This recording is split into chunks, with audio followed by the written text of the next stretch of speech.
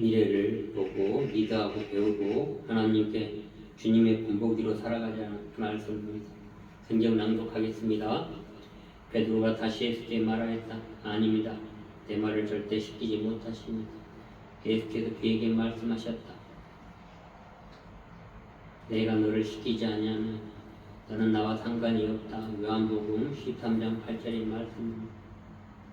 우리 모두 주님께서 그분의 사랑을 통해서 우리를 섬기시게 하고 우리 모두 우리의 이웃을 섬기도록 합시다.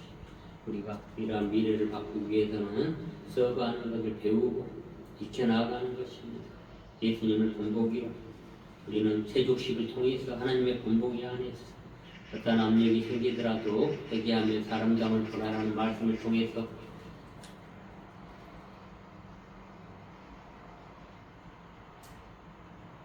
깊이 인식하는 것, 그것만 우리가 인식해야 하는 것입니다. 우리는 이 땅에 표현되어지는 이러한 아름다운 양식 속에서 우리가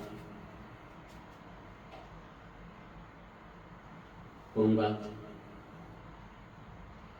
괴롭힘을 만든다는 이러한 것들을 안정성을 증거로 드러나기 시작해야 하는 것입니다. 이 세상이 온갖 종류의 혼란과 갈등과 재난으로 가득 차 있습니다. 왜 그렇습니까? 괜히 그런 것이 된 게 아닙니다. 우리는 아름다운 거고 거룩한 존재에서 나온 하나님이 무엇을 표현할 것인가, 표현할 수 있는 건가, 이러한 부분에 대해서 우리는 질서 정연한 우주에서 살고 있도록 하십시다. 만일 우리가 혼돈 상태를 지니고 있다면 그것은 어떤 잘못된 원인의 결과라고 증거일 것입니다. 그리고 그것은 인간이 본래대로 지능적으로 있지 않는 그것이 사실인 것입니다. 그러므로 우리가 지금 이 순간을 살아가면서 유일하게 지금 이 순간 사랑의 참 목적이 인간의 그 목적은 신성한 목적에 대한 이해가 없이는 스스로 설정한 목적들이 어떤 다른 목적이 수용하겠다고 기꺼이 보이지 않습니다.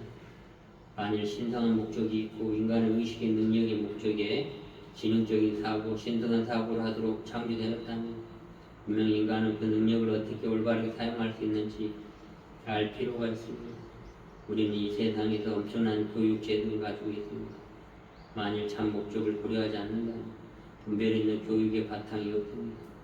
만일 인간이 인간으로서의 우리의 의식을 신성한 지능에 의해서 지배받도록 허락하고 그 위치에 있어서 우리의 생각과 느낌과 삶에 있어서 표현에 의하여 움직이는 것이 하나님의 삼일체의 성령이 거듭 드러남으로써 우리는 우리가 있는 곳에 표현하고 드러나는 하나님의 선물, 그 영의 선물을 갖게 됩니다. 왜냐하면 그것은 가능하게 하는 수단이 있기 때문에 우리는 하나님이 존재가 거룩한 존재가 이 땅에 와서 우리에게 세족식을 하면서 주님께서 사랑 통해서 우리를 섬긴 것처럼 우리도 섬겨야 하는 것입니다. 나는 너와 세족식을 함께 할 수 없다면 너와 나와 상관이 없다는 말씀을 통해서 당신에게 도용식도 없고 화나게 할 수 없다면 결국 얼마 가지 않아서 정직한 사람들은 당신이 가치 있는 어떤 것에 의해서 의지하고 서로 표현되어지고 서로 함께 할 수 있는 그런 기회를 갖게 될 것이라는 것을 우리가 올바르게 생각할 수 있도록 합시다. 올바른 생각과 태도가 거룩한 존재에서 무엇이 표현할 수 있을까요? 올바른 생각과 올바른 태도에 의해서 우리가 이 땅에 아름다운 거룩함이 드러나도록 하는 것입니다. 이 모든 접근 방법은 우리가 원습성에서 드러나야 되겠지만 우리는 에고에 대한 것이 원인이 되어서 성숙함이 결핍되어 있다는 것입니다. 그러므로 우리는 올바른 생각을 해야 합니다.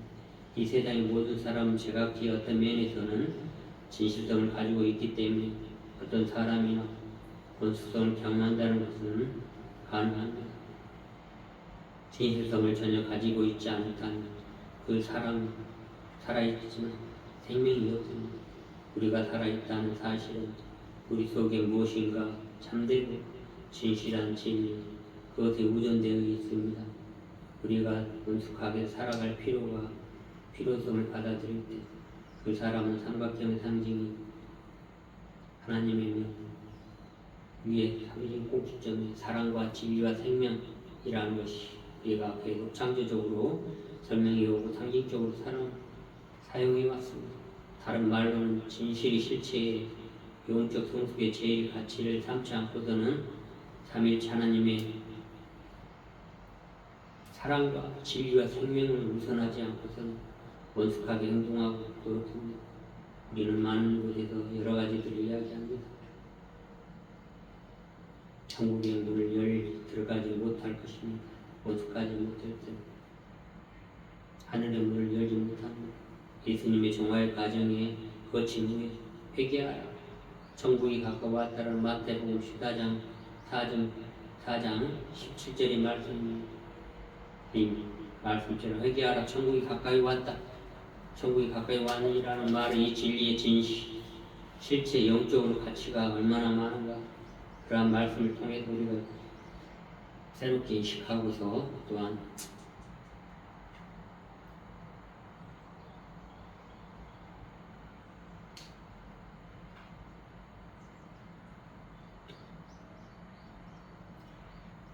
우리가 신학자 한식생이 진리의 실제 영숙의 제일의 가치로 내면의 근본적인 의식의 변화에 하나님을 우선하는 순간 다시 보라 천국에 가까이 왔느니라고 회개의 창조적 의미는 아름다움에 대해서 민감하게 섬세하게 깨어있으라 일어나 깨어나라 원숙함에 이르러라 아름다움은 다시 보라입니다.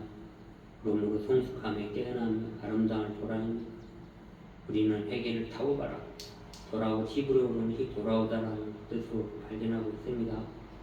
그래서 의식이 다른 곳에 있다가 돌아온다는 뜻을 의미합니다. 그리고 히라보에서는 회개는 메타노니아라는 그 의미는 다르게 생각하다, 생각을 바꾸다입니다. 아람어는 타우바라는 단어는 생각의 변화, 회개인데 그 의미에는 돌아오다, 제자리에 돌아오다입니다. 그래서 의식적으로 어떤 어둠에 빠져 있을 때 회개입니다. 그것이 회복된 존재로서 다시 사과하여 다시 보고 그 자리에 돌아오셔야 하고 말하고 있습니다. 그러므로 우리는 회개의 아름다움을 보라, 삼겨라. 거룩한 존재라는 그 점에서 우리는 하나님은 무엇을 표현하고 그것은 바로 깨어나 회개에 실현하는 것입니다. 어떤 의식적 어둠 안에서 회개하는 것을 다시 보고 다시 생각해보고 아름다운 참 존재에 깨어서 돌아오다입니다. 어떤 상황 안에서 이미 존재하고 있는 아름다움을 다시 보라입니다. 잠시 고통과 상처가 있을 때 성숙함으로 전환하여 다시 보고 천국이 여기 있습니다. 즉 회개하라.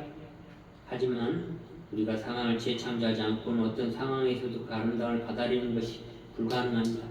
그러므로 우리는 깊이 인식해야 할 것이 있습니다. 하나님이 우리에게 주신 것은 두려움하는 마음이 아니고 오직 능력과 사랑과 절제하는 마음이라는 디모데후서의 말씀을 통해서 우리가 깊이 인식해야 할 것입니다.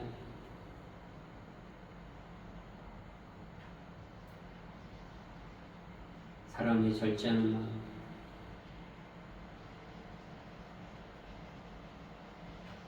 마음으로 함께 재창조하지 않은 어떠한 것도 아름다움을 받아들이기 힘들다는 것. 우리의 의식이 변화할 때 가슴이 찢어지듯 아픈 순간이 그 아픈 마음을 잠깐 내려놓고 아름다움으로 회개하고 뭔가 아름다움으로 감탄할 수 있게 회개하여 그 순간 경이로운 그 시선을 돌리기 바랍니다. 지금 이 순간에 거룩한 존재라는 것에서 삼일체 하나님이 무엇을 표현하고 있는가 우리가 올바르게 생각하는 것입니다. 기원하겠습니다. 주님 저에게 은총 내려주시옵소서. 지금 이 순간에 미래에 당신이 가치가 있는 것이 여기에서 회개하고 의지할 수 있고 완전한 사랑의 힘이 있는 것을 인식하게 하시고 정직한 사람들이 그 응답에 발산해 응답하기 시작하고 그것이 회개하고 인식하고 그것에 감사해서 종국에는 그 힘을 함께 키워가고 하늘의 뜻에 의해 배운대로 하시옵소서. 회개하라 천국이 가까이 왔다라는 말씀을 통해서 이 진리의 영적 성숙의 제일 가치를 갖게 하시옵고 거룩한 존재라는 점에서 하나님이 무엇이 표현할 수 있도록 땅에 참 평강과 평화가 드러날 수 있도록 함께하여 주시옵소서. 이 모든 기도를 우리 주 예수 그리스도 이름으로 감사히 기도드립니다. 모든 것이 다 아름답게 되었도다. 회개하도록 합시다. 타오가 이러한 말씀을 다시 회복하고 다시 회개하라. 천국이 가까이 왔다. 그러므로 생각을 바꿔라. 생각을 잘 바꿔서 함께 할 수 있도록 함께 합시다. 감사합니다.